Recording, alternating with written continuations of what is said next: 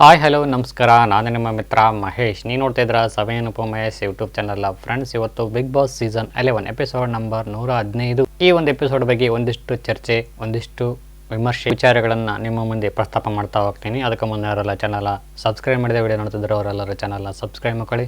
ಪಕ್ಕದಲ್ಲಿರೋ bell button click ಮಾಡ್ಕೊಂಬಿಡಿ. All ಅಂತ ನೋಟಿಫಿಕೇಶನ್ ಬರುತ್ತೆ, ಅದನ್ನ ಕ್ಲಿಕ್ ಮಾಡ್ಕೊಂಬಿಟ್ರೆ ನಾನು ಮಾಡ್ತಕ್ಕಂಥ ಪ್ರತಿಯೊಂದು ವಿಡಿಯೋಗಳು ನಿಮ್ಮ ಮೊಬೈಲ್ಗೆ, ನಿಮ್ಮ ಕಂಪ್ಯೂಟರ್ಗೆ ನೇರವಾಗಿ ನೋಟಿಫಿಕೇಶನ್ ಬರುತ್ತೆ. ಈ ಮೂಲಕ ಹಲವಾರು ರೀತಿಯ ಹಲವಾರು ಬಗ್ಗೆ ಪ್ರತಿಯೊಂದು ಮಾಹಿತಿನ ಪ್ರತಿದಿನ ನೀವು ಪಡ್ಕೋಬೋದು ಅಂತ ಹೇಳ್ತಾ ಇನ್ನೊಂದು ಬನ್ನಿ ಫ್ರೆಂಡ್ಸ್, ವಿಡಿಯೋ ಸ್ಟಾರ್ಟ್ ಮಾಡೋಣ. ಎಪಿಸೋಡ್ ಸ್ಟಾರ್ಟ್ ಆಗ್ತಾ ಇದ್ದಂಗೆ ಮನೆಯಲ್ಲಿ ಟ್ರೋಫಿ ತಂದಿಟ್ಟಿದ್ದೀವಿ. ನೋಡಿ ನಿಮಗೆ ಏನು ಅನಿಸುತ್ತೋ ಅದರ ಬಗ್ಗೆ ಒಂದಿಷ್ಟು ವಿವರಣೆ ಕೊಡಿ, ಒಂದಿಷ್ಟು ಅಭಿಮತ, ಒಂದಿಷ್ಟು ಅಭಿಪ್ರಾಯಗಳನ್ನು ವ್ಯಕ್ತಪಡಿಸಿ ಅಂತೇಳಿ ಬಿಗ್ ಬಾಸ್ ತಂಡದವರು ಒಂದು ಆದೇಶವನ್ನು ಹೊರಡಿಸ್ತಾರೆ. ಸೊ ಇದರ ಪ್ರಕಾರ ನೋಡೋದಾದರೆ ಮೊದಲನೇದಾಗಿ ಬರ್ತಕ್ಕಂಥವ್ರು ಮೋಕ್ಷಿತ್ ಅವರು ಬರ್ತಾರೆ. ಅವರ ಒಂದು ಮನದಾಳದ ಮಾತುಗಳನ್ನು ಟ್ರೋಫಿಯೊಂದಿಗೆ ಮಾತಾಡ್ತಾ ಇದ್ದಾರೆ. ಈ ಬಿಗ್ ಬಾಸ್ ಅನ್ನೋ ಒಂದು ಕಾರ್ಯಕ್ರಮಕ್ಕೆ ಬರಬೇಕು ಅಂತ ನನಗೆ ಅಷ್ಟಾಗಿ ಮನಸ್ಸು ಇರಲಿಲ್ಲ. ನಾನಾಯಿತು, ನನ್ನ ಕೆಲಸ ಆಯಿತು, ನನ್ನ ಆ್ಯಕ್ಟಿಂಗ್ ಆಯಿತು, ಈ ಒಂದು ಕೆಲಸದಲ್ಲಿ ಬಹಳ ಬ್ಯುಸಿಯಾಗಿದ್ದೆ. ಫೋನ್ ಕರೆ ಬಂದಾಗ ನಮ್ಮ ಅಮ್ಮನಿಗೆ ತಿಳಿಸಿದೆ, ಈ ರೀತಿಯ ಫೋನ್ ಕರೆ ಬಂದಿದೆ ನನಗೆ ಅಂತೇಳಿ. ನಮ್ಮ ಅಮ್ಮನವರ ಸಲಹೆ ಮೇರೆಗೆ ನಾನು ಈ ಒಂದು ಬಿಗ್ ಬಾಸ್ ಮನೆಗೆ ಬಂದಿದ್ದೇನೆ. ಪ್ರತಿ ವಾರನೂ ನಾನು ನಾಮಿನೇಟ್ ಆಗ್ತಾ ಬಂದಿದ್ದೀನಿ, ಪ್ರತಿ ವಾರನೂ ನಾನು ಸೇವ್ ಮಾಡ್ಕೊಳ್ತಾ ಬಂದಿದ್ದಾರೆ. ನನ್ನ ಮೇಲೆ ಕೃಪೆ ತೋರಿನಪ್ಪ ಈ ಒಂದು ಕಪ್ಪನ್ನ ಗೆಲ್ತೀನಿ, ನನ್ನ ಅಮ್ಮನ ಆಶೆನ ಈಡೇರಿಸ್ತೀನಿ ಅಂತೇಳಿ ಒಂದಿಷ್ಟು ಭಾವನೆಗಳನ್ನು ವ್ಯಕ್ತಪಡಿಸುತ್ತಾರೆ ಮೋಕ್ಷಿತ್ ಅವರು. ಸೊ ಇದಾದ ನಂತರ ಮಂಜೂರು ಬರ್ತಾರೆ. ಮಂಜೂರು ಸಾಕಷ್ಟು ಒಂದಿಷ್ಟು ಏಳುಬೀಳನ್ನು ಕಂಡಿದ್ದೀನಿ ಸಿನಿಮಾ ರಂಗದಲ್ಲಿ. ಹಾಗೆಯೇ ನಾನು ಒಂದು 200ಕ್ಕೂ ಹೆಚ್ಚಿನ ಸಿನಿಮಾಗಳಲ್ಲಿ ಪಾತ್ರಗಳಲ್ಲಿ ಅಭಿನಯಿಸಿದ್ದೀನಿ. ಒಂದು ಅವಾರ್ಡ್ನು ಸಹ ನನಗೆ ಬಂದೂ ಇಲ್ಲ. ನಿನಗೋಸ್ಕರ ನಿನ್ನ ಮಗ ಕಾಯ್ತಾ ಇರ್ತಾನೆ ಅಂತೇಳಿ ಒಂದಿಷ್ಟು ಭಾವನೆಗಳನ್ನು ವ್ಯಕ್ತಪಡಿಸುತ್ತಾರೆ ಮಂಜು ಅವರು. 200ಕ್ಕೂ ಹೆಚ್ಚು ಸಿನಿಮಾಗಳಲ್ಲಿ ಅಭಿನಯಿಸಿ ಒಂದು ಸಿನಿಮಾದ ಅವಾರ್ಡ್ ಸಹ ಇವರಿಗೆ ದೊರಕಿಲ್ಲ ಅಂತಂದರೆ ನಿಜಕ್ಕೂ ವಿಪರ್ಯಾಸ.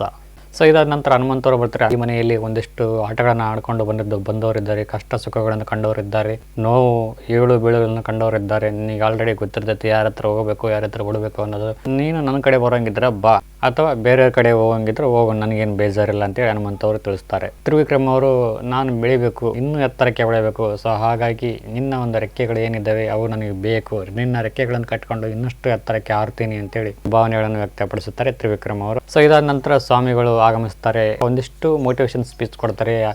ಲೈಫ್ ಅಂದ್ರೆ ಹಂಗೆ, ಲೈಫ್ ಅಂದ್ರೆ ಹಿಂಗೆ, ಯಾರ ಜೊತೆಗೆ ಹೆಂಗಿರಬೇಕು, ಒಂದಿಷ್ಟು ಹಾವಭಾವಗಳು ಹೆಂಗಿರಬೇಕು, ಮನುಷ್ಯನಲ್ಲಿರ್ತಕ್ಕಂಥ ಗುಣಗಳು ಯಾವ್ಯಾವ ರೀತಿ ಇದ್ದಾವೆ ಅನ್ನೋದ್ರ ಕುರಿತು ಮನೆಯ ಸದಸ್ಯರೆಲ್ಲರಿಗೆ ತಿಳಿಸ್ತಾರೆ ಅಂತ ಹೇಳ್ಬೋದು. ಪ್ರತಿಯೊಬ್ಬರ ಒಂದು ಭವಿಷ್ಯ ಹೇಗಿದೆ ಅನ್ನೋದ್ರ ಕುರಿತು ಒಂದಿಷ್ಟು ಚರ್ಚೆ, ಭವಿಷ್ಯವಾಣಿ ಕಾರ್ಯಕ್ರಮ.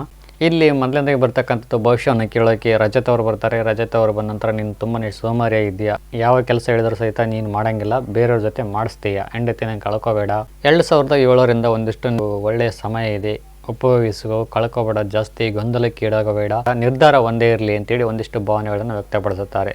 ಭವ್ಯವರ ಒಂದಿಷ್ಟು ಮೈನರ್ ಆರೋಗ್ಯದ ಕುರಿತು ಸಮಸ್ಯೆಗಳನ್ನು ಹೇಳ್ತಾರೆ.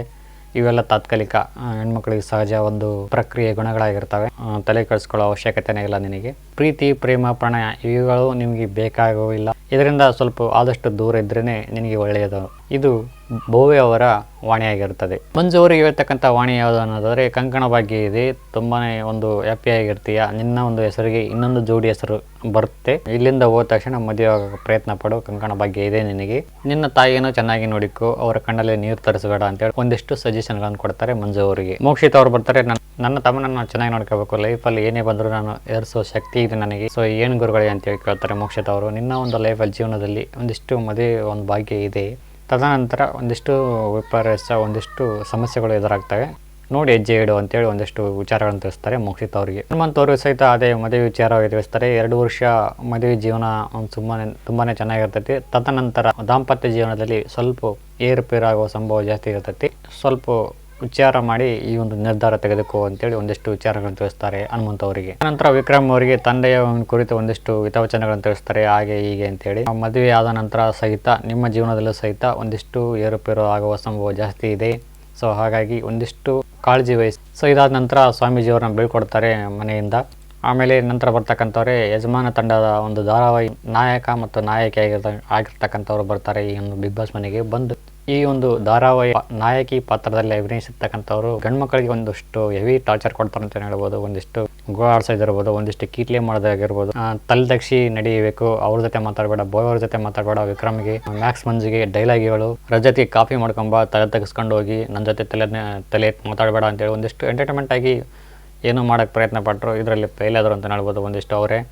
ಇವ್ರೇನು ಕೊಡ್ತಾಯಿದ್ರು ಟಾಸ್ಕ್ ಅದಕ್ಕೆ ತದ್ವಿರುದ್ಧವಾಗಿ ಅವರೇ ಕೊಡ್ತಾಯಿದ್ರು ಪ್ರತ್ಯುತ್ತರ. ಫೈನಲಿಯಾಗಿ ಈ ಒಂದು ಯಜಮಾನ ಧಾರಾವಾಹಿಯ ಒಂದಿಷ್ಟು ಪ್ರಮೋಷನ್ ಮಾಡಿ ಈ ಒಂದು ಧಾರಾವಾಹಿಯ ಕುರಿತು ಒಂದಿಷ್ಟು ಇದರಲ್ಲಿರ್ತಕ್ಕಂಥ ಕ್ಯಾರೆಕ್ಟರ್ಗಳನ್ನು ಒಂದಿಷ್ಟು ಪರಿಚಯ ಮಾಡ್ಕೊಂಡು ಪ್ರಮೋಷನ್ ಮಾಡಿದ್ರು. ಸೊ ಅಷ್ಟಕ್ಕೂ ಈ ಒಂದು ಸ್ವಾಮೀಜಿ ಹೇಳ್ತಕ್ಕಂಥ ಭವಿಷ್ಯವಾಣಿ ಏನು ನಿಜ ಆಗುತ್ತಾ ಅಥವಾ ಸುಳ್ಳಾಗುತ್ತಾ ಅನ್ನೋ ವಿಚಾರ ನಮ್ಮ ಒಂದು ಮನದಲ್ಲಿ ಕಾಡ್ತಾನೆ ಇರ್ತೈತಿ. ಇಂದಿನ ಸೀಸನ್ನಲ್ಲಿ ಇದೇ ರೀತಿಯಾಗಿರ್ತಕ್ಕಂಥ ಒಂದು ಸನ್ನಿವೇಶ ಬಂದಿತ್ತು. ಈ ಒಂದು ಸ್ವಾಮೀಜಿ ಅವರು ಬಂದಿರ್ತಾರೆ. ಡ್ರೋನ್ ಪ್ರತಾಪ್ ಅವರಿಗೆ ನೀನು ಇಲ್ಲಿರಬೇಡ, ಬೇರೆ ದೇಶದಲ್ಲಿ ಅಥವಾ ಬೇರೆ ಒಂದು ಪ್ರದೇಶಕ್ಕೆ ಹೋಗಿ ಜೀವನ ಮಾಡು, ಇಲ್ಲಿದ್ನಪ್ಪ ಅಂತಂದರೆ ನಿನ್ನ ಜೀವನ ಹೇಸಿಗೆ ಆಗುತ್ತೆ ಅಂತ ಒಂದು ವಿಚಾರನ ತಿಳಿಸಿರ್ತಾರೆ. ಸೊ ಅದರ ಪ್ರಕಾರ ನಿಮ್ಗೆ ಏನಾಯ್ತು ಅಂತ ಗೊತ್ತಿರ್ತೈತಿ. ಬೇಡದೇ ಇರೋ ವಿಷಯಕ್ಕೆ ತಗಲಾಕೊಂಡ್ರು ಅಂತ ಹೇಳ್ಬೋದು ಡ್ರೋನ್ ಪ್ರತಾಪ್ ಅವರು. ಭವಿಷ್ಯ ನಿಜನಾ? ಆ್ಯಕ್ಚುಲಿ ಈ ಒಂದು ಭವಿಷ್ಯವಾಣಿ ನಿಜ ಆಗುತ್ತಾ? ಒಂದೊಂದ್ಸಲ ಹೌದು ಅನಿಸುತ್ತೆ, ಒಂದೊಂದ್ಸಲ ಇಲ್ಲ ಅನಿಸುತ್ತೆ. ಸೊ ಗೈಸ್, ಇದಾಗಿತ್ತು ಇವತ್ತಿನ ಒಂದು ವಿಡಿಯೋ ಇಷ್ಟ ಆಗಿದ್ದರೆ ಲೈಕ್ ಮಾಡಿ, ಕಮೆಂಟ್ ಮಾಡಿ, ಶೇರ್ ಮಾಡಿ ಅಂತ ಹೇಳ್ತಾ thank you for watching. Thank you. Bye.